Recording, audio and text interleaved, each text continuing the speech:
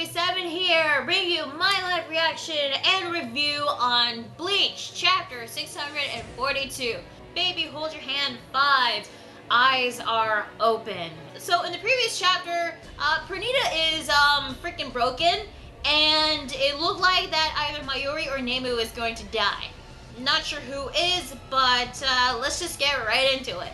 Okay, so the beginning of the chapter starts off with a flashback with a young Nemu speaking with, what's this guy's name? Akon? Akon? Yeah, I think that was his name. She seems to be asking Akon why Mayuri is not addressing her by her name. And then we're back at the present, Squad 12 research facility. It seems there's a bunch of capsules that were released from sort of a machine or something. What's this girl's name? Oh, Kuna. Okay. It seems that Squad 12 has been trying to get the research facility back up and running before Mayuri comes back. I guess that's what they've been doing all this time. So what exactly are these, like, capsule things? These are the contributions from the earlier models of the Konpaku creation project, Nemuri. He said Konpaku creation. So does that mean that Nemu is kind of like a mod soul like Kon, but so much more? Not sure.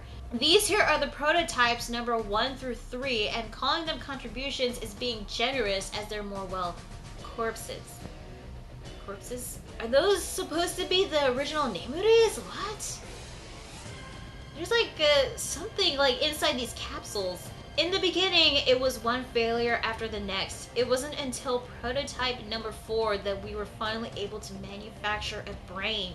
Oh, so these were originally what the previous Nemuris were. Okay, so they were duds. And only the 4th one managed to make a brain, okay. So what repaired my head were the advancements made from number 4? Indeed.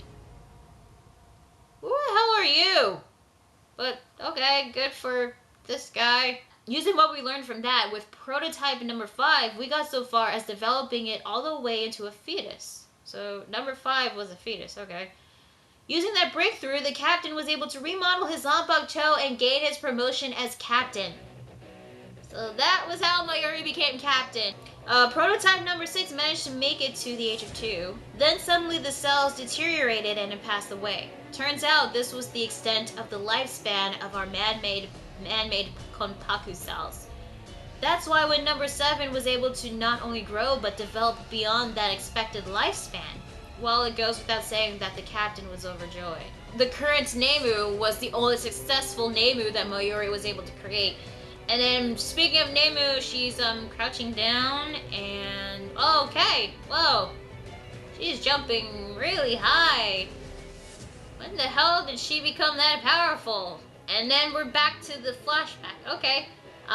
Continuing from the beginning page, I guess. Nemu was wondering why Mayuri doesn't call her by a real name, Nemuri Nanago. And she knew that Mayuri was not going to give her a proper answer. So she decided to ask Akon. I don't think he would have known either, but... Well, he's going to guess why. If I had to guess, I'd say it's because he's embarrassed. I do not think Mayuri-sama is capable of possessing feelings such as those. Mayuri embarrassed? Well, yeah, I think he can feel embarrassed. I'm pretty sure he could. The captain had once said this: to create a new soul out of oblivion, the Shinigami's creation should be the dream of all Shinigami. Translation note, for a Shinigami to create the way a god creates. So, since Mayuri created Nemu, does that make him God? I'm not gonna question that. But at least we get to see what Mayuri looks like. One of his old previous looks. It's actually not bad, at least from what I can tell. But dreaming while awake, that's lunacy. That is why this project of mine was given the title Nemuri Project, which means sleeping. Okay. The Shinigami's creation is not and never was the dream of all Shinigami. It was Captain Kuretsuchi's dream. So it was his dream to create Nemu, to create life. All that time while you were eating, sleeping, breathing, all those days you spent learning and growing that entire time. I gotta admit, like, little Nemu looks kind of cute. Captain Kuratsuchi was living his dream. He was probably embarrassed that you might one day come to that very realization. But you never realized it. Seeing the rate at which your intelligence and wisdom grows on a daily basis, even I know you'd eventually figure it out. What if I stayed ignorant to all this? Do you think Mayuri-sama would eventually revert to calling me Nanago again? She really wants Mayuri to call her Nanago. Now that would be inconceivable. I mean, you're the captain's greatest masterpiece after all. And yet, we've seen how he treats her back at the beginning. I mean, it has gotten better, don't get me wrong, but I mean, what was shown back in Soul Society arc, I'm just saying. Okay, I'm back with the present. What's up with Nemu's eyes? You know, it's all white, no pupils. She must be very, very angry. Actually, no, she is very, very angry. There's simply no way you wouldn't evolve and progress. Okay, there's Pernida. Yeah, that's the real one because of the Quincy marking on the arm.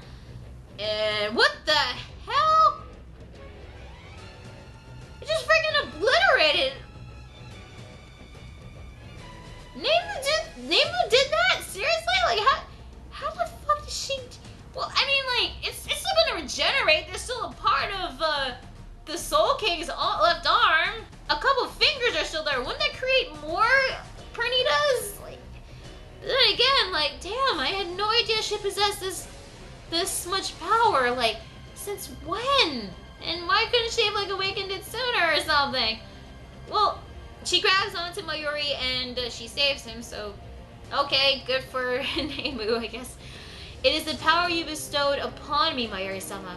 This body, this Shinigami's body that Mayuri-sama has entrusted me with, I have drawn this ability out by pushing my system to within 0.8% of its threshold. So, she's pushing her body over the limit a bit? I don't know. I can continue this level of power output for another 400 seconds. Don't you dare get flippant with me. I don't ever recall giving you this kind of order. It wasn't an order. It was my purpose. My purpose to protect Mayuri-sama. Oh, okay.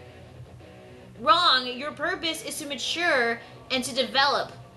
And by protecting Mayuri-sama, I can show you just how much I've matured and developed. So, Nemu throws Mayuri to the nearest building, and she's gonna go off to deal with Pernida all by herself. Okay? To think the day would actually come when I would entrust Nemu to fight in my stead. It doesn't get any more demeaning and disgraceful than this. Yeah, his pride has been hurt a little bit, but you know, deep down, I think he cares. I think he's grateful or thankful for Nemu, but I still don't know how I would feel about Nemu taking on Pernida all by herself. Like, I'm not exactly sure about that, but anyway, let's go to the next page. Okay, so she's gonna take on, I think this was supposed to be the Pernida that severed the thumb, or it could have been another Pernida that's been created. I'm not exactly sure, but what is Nemu gonna do?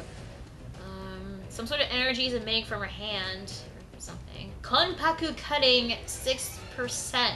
This 6% I've shaved off of my Konpaku, her cells I'm assuming, will obliterate whatever it comes into direct contact with. What? Gikon Jurinju. Righteous Spirit's Heavy Ring Blaster. And, okay, she shoots this thing at Pernida, converting her soul into a powerful force, and that's basically from chapter. Okay. Huh. Well, I will say this. I did like the flashback that we got on Nemu and getting to know more about her character. Nemu always wanted Mayuri to call her by her real name, Nemuri Nanago, not Nemu.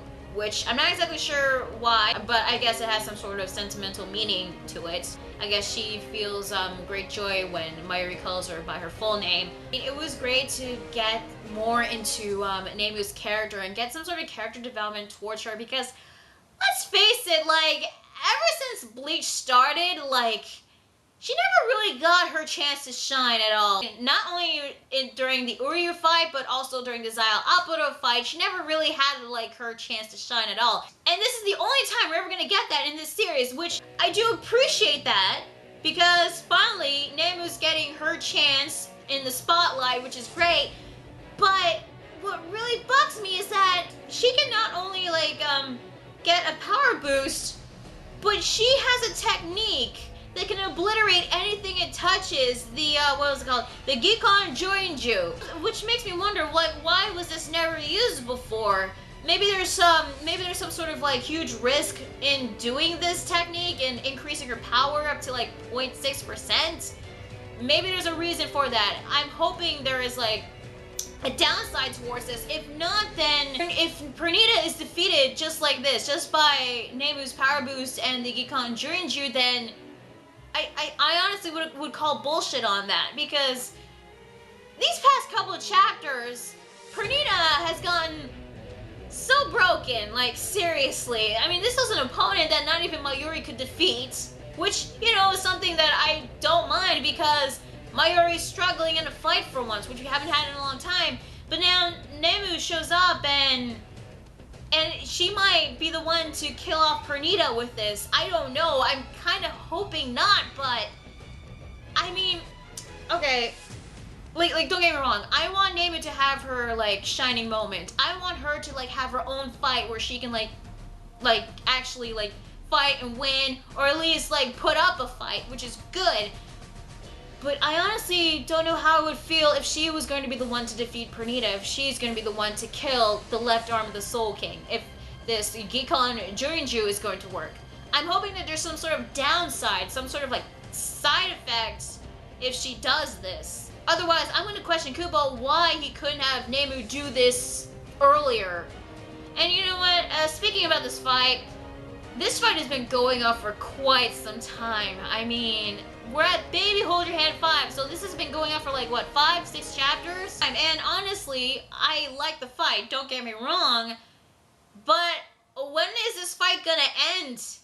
Like, we still got like other stuff to deal with. We still got the other guards, we still got Yua Bach, and hell, we still need to know what the hell happened to the other limbs of the Soul King in a way. But maybe this fight might go on for like a chapter or two, then it will end and we'll probably move on to something else. I'm not sure, but yeah, overall I thought the chapter was alright. I did like the flashback. This chapter proves that it was very difficult for Mayuri to create a Nemuri, because the first 3 were failures, the 4th one was just a brain, the 5th one was a fetus, and the 6th one only managed to reach 2 years old until it died. So yeah, Nemuri Nanago was like the first successful experiment in the Nemuri Project, which again was something that I was glad to learn in this week's chapter. So yeah, overall, I thought the chapter was, it was alright. I liked the flashback. We did get a little bit of action, and Nemu is finally getting her chance to shine, which I do appreciate, but again, I don't know how I would feel if she's the one that kills the left arm of the Soul King. But again, we'll just have to find out in next week's chapter. So, tell me guys, what did you think of this week's chapter of Bleach? Did you like it? Did you hate it? Do you think Nemu will be the one to kill Pernida? What did you think about her flashback and her, well, relationship with Mayuri? Let me know in the comments below. Be sure to like the video if you like it, and subscribe to our videos, and be sure to check out my Facebook fan page and Google+. So yeah, that is Bleach chapter 642. I'm going to respond to my 7, and I'll see you guys later. Bye.